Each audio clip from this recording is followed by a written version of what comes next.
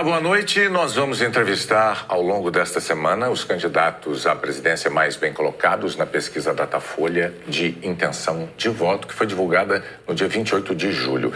Pela ordem determinada em sorteio, com a presença dos assessores dos partidos, Jair Bolsonaro, do PL, é o entrevistado de hoje. Amanhã, Ciro Gomes, do PDT. Na quinta-feira, Luiz Inácio Lula da Silva, do PT. E na sexta-feira, Simone Tebet, do MDB. Nós vamos abordar os temas que marcam cada uma das candidaturas. O tempo total dessa entrevista é de 40 minutos. E, ao fim, o candidato vai ter 1 minuto para as considerações finais. Candidato Bolsonaro, boa noite. Obrigada pela presença.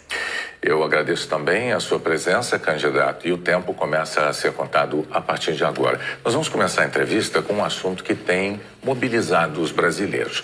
O senhor tem xingado ministros do Supremo Tribunal Federal, tem feito ataques sem prova nenhuma ao sistema eleitoral brasileiro. O senhor chegou, inclusive, a ameaçar não ter eleição no Brasil, como se coubesse ao senhor decidir uma coisa dessas. Candidato, com franqueza, o que é que o senhor pretende ou o que é que o senhor pretendeu com isso?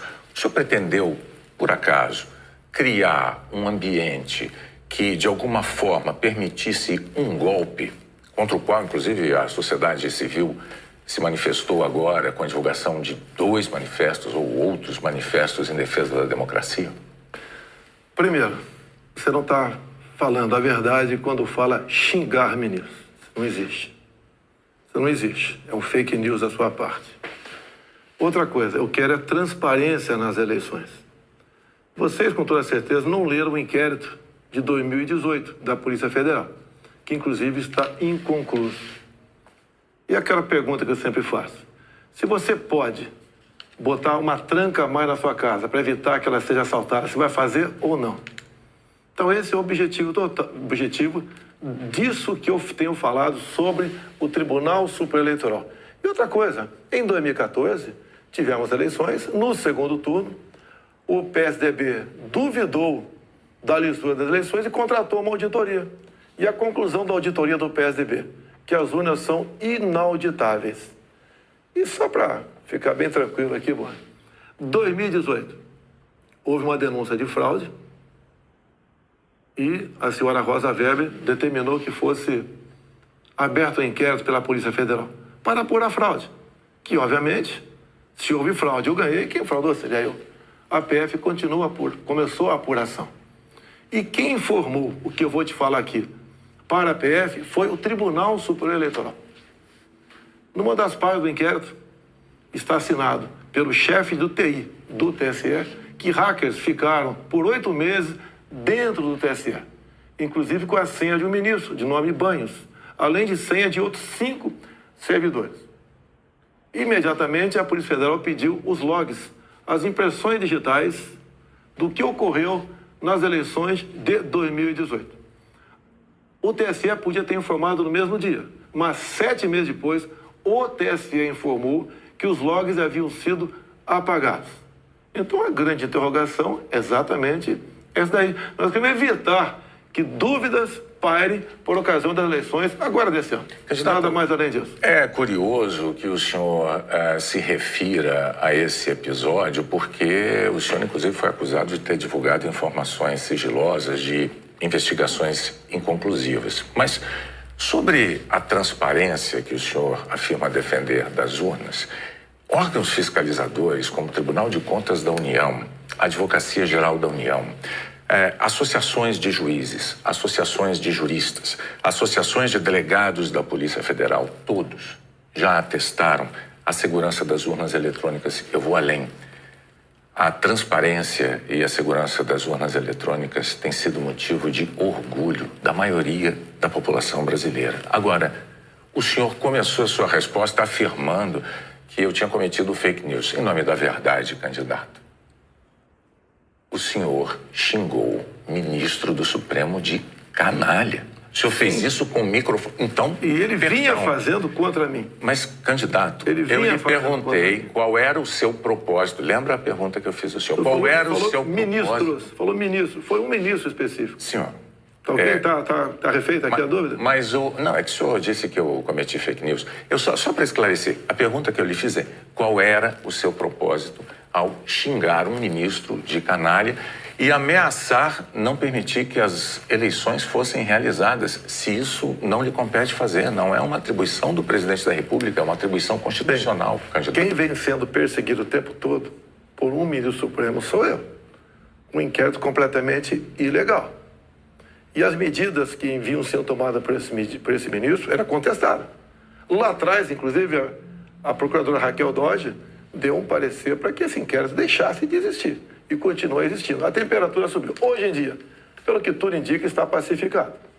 Espero que seja uma página virada. Até você deve ter visto, por ocasião da posse do senhor Alexandre de Moraes, um certo contato amistoso nosso lá. E pelo que tudo indica, está pacificado. E quem vai decidir essa questão de transparência ou não serão, em parte, as Forças Armadas que foram convidadas a participar da Comissão de Transparência Eleitoral. As Forças Armadas são uma das partes, né, desse grupo que analisa a segurança. A grande questão não é nem a presença das Forças Armadas, candidato. A grande questão que se dá é que o senhor se coloca como patrono das Forças Armadas e a forma como o senhor ataca o sistema eleitoral é que causa ruído e que causa uma certa intranquilidade no ambiente. Teremos eleições, o ministro Alexandre de Moraes acabou de assumir. Amanhã ele tem um encontro, pelo que me parece, um encontro com o ministro da Defesa para tratar desse assunto sobre transparência eleitoral. Eu tenho certeza que o ministro Alexandre de Moraes vai conversar e chegar a bom termo essa questão de eleições. Agora, precisei provocar para que chegasse a esse ponto. Pode ter certeza que vão ter eleições limpas e transparência no corrente ano. O senhor costuma dizer que defende a liberdade, mas a impressão que dá quando a gente vê manifestações de apoiadores seus é de que nem todos têm a mesma percepção daquilo que o senhor defende, porque é muito comum vermos apoiadores seus defendendo medidas absolutamente inconstitucionais. Fechamento do Congresso, fechamento do Supremo Tribunal Federal, golpe militar, intervenção militar com Bolsonaro, essas coisas são ditas. Inclusive tem uma frase que é muito ouvida também nessas manifestações por parte desses grupos que é: eu autorizo. No entanto, o senhor não os desautoriza, candidato. Isso não é uma sinalização ruim dessa parcela de apoiadores? Você vê as manifestações nossas sem qualquer ruído. Uma lata de lixo sequer virada nas ruas. Eu considero como liberdade de expressão. Essas, artigo 142. O que é artigo 142? É um artigo da Constituição, que eu não entendo da maneira como alguns pouquíssimos entendem. Quando alguns falam em fechar o Congresso, é liberdade de expressão deles. Eu não levo para esse lado. E para mim isso aí faz parte da democracia. Eu não posso eu ameaçar fechar o Congresso. Isso, ou o Supremo Tribunal Federal. Então, Bonner, eu não vejo nada demais, vejo como liberdade de expressão, como alguns falam em AI-5, nem existe mais AI-5. Você querer punir alguém por ter levantado uma faixinha no meio da multidão AI-5, bom, isso aí é uma coisa que, no meu entender, não leva a lugar nenhum. Agora, o outro lado... Eu não quero interrompê-lo, mas é que o senhor disse algo muito... Perdão, candidato. O senhor disse algo muito importante ainda há pouco. O senhor disse, referindo-se ao ministro Alexandre de Moraes, que teremos eleições, elas serão limpas, etc. Com o intuito de tirar esse estresse, tirar a intranquilidade desse momento eleitoral do Brasil.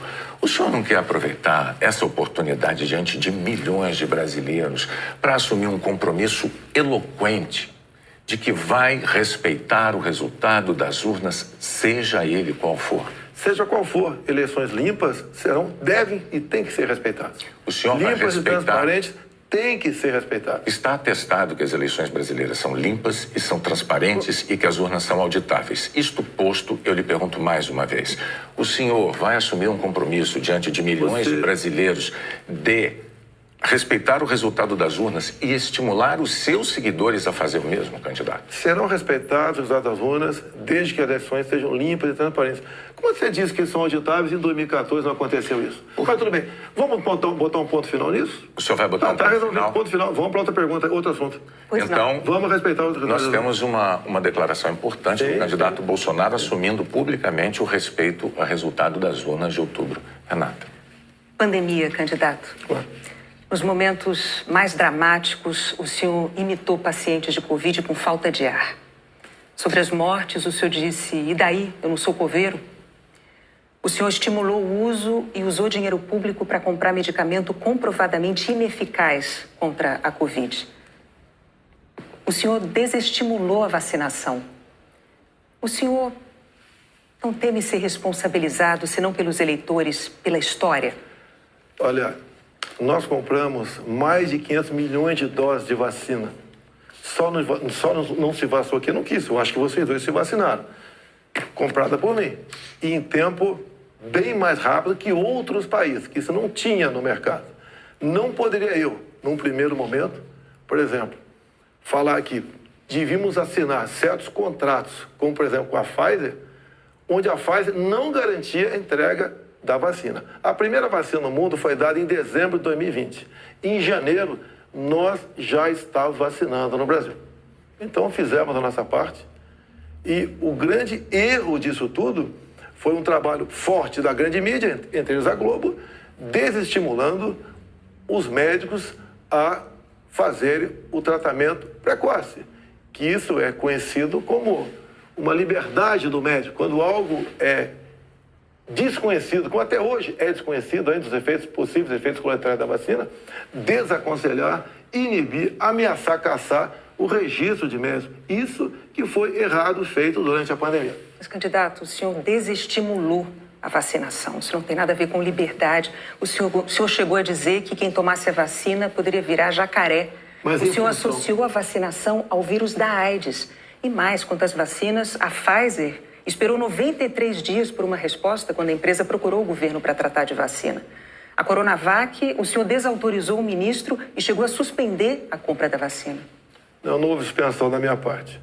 A questão da Pfizer. No contrato da Pfizer estava escrito: não nos responsabilizamos por qualquer efeito colateral.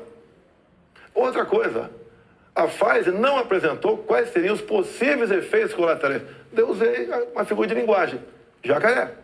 Figura de linguagem? Sim. Você acha que é o caso de brincadeira? Não é brincadeira isso. Isso faz parte da literatura portuguesa. Então, brincadeira é, num momento difícil para o Brasil, a imprensa desautorizar os médicos pela sua liberdade de clinicar. Esse foi o grande problema. E outra coisa, eu não errei nada do que eu falei. Eu falei no início da pandemia que nós devíamos tratar dos idosos, pessoas com comorbidade, e o resto da população trabalhar. Isso eu falei e não errei. Hoje, muitos países já falam que o lockdown foi um erro, que as pessoas se contaminavam muito mais em casa do que nas ruas. E outra coisa, se falava em fazer o que o lockdown? Lockdown 1 mês, 2 meses no máximo para achatar a curva. Durou mais de 1 ano o lockdown. E até hoje continua gente falecendo por Covid. Ou seja, o lockdown serviu sim para atrapalhar a nossa economia e contaminar mais pessoas ainda em casa. Candidato, mas as medidas socioeconômicas importantíssimas, elas foram adotadas por governos no mundo inteiro justamente para sustentar o fique em casa no pico da pandemia, fique em casa se puder.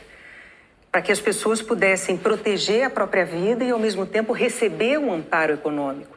Para evitar o colapso dos hospitais, aliás, como nós vimos em Manaus. Pessoas morrendo com falta de oxigênio por um erro de logística e gestão do seu ministro da Saúde. Negativo. Menos de 48 horas estavam chegando já cilindros lá em Manaus. Lá foi uma coisa atípica, anormal, que aconteceu de uma hora para outra. Menos de 48 horas, cilindros começaram a chegar em Manaus de alguns pontos do Brasil. Fizemos a nossa parte em Manaus. Não faltou da nossa parte recursos bilionários para governadores e prefeitos enfrentarem a Covid, construírem hospitais de campanha. Então fizemos a nossa parte. Raro país do mundo que fez algo melhor do que nós fizemos. E o resultado, até o OMS reconhece isso daí. Fizemos a nossa parte. O senhor mencionou 48 horas. O fato é que Manaus ficou uma semana, mais de uma semana, 9 dias, sem receber o apoio às pessoas com falta de oxigênio.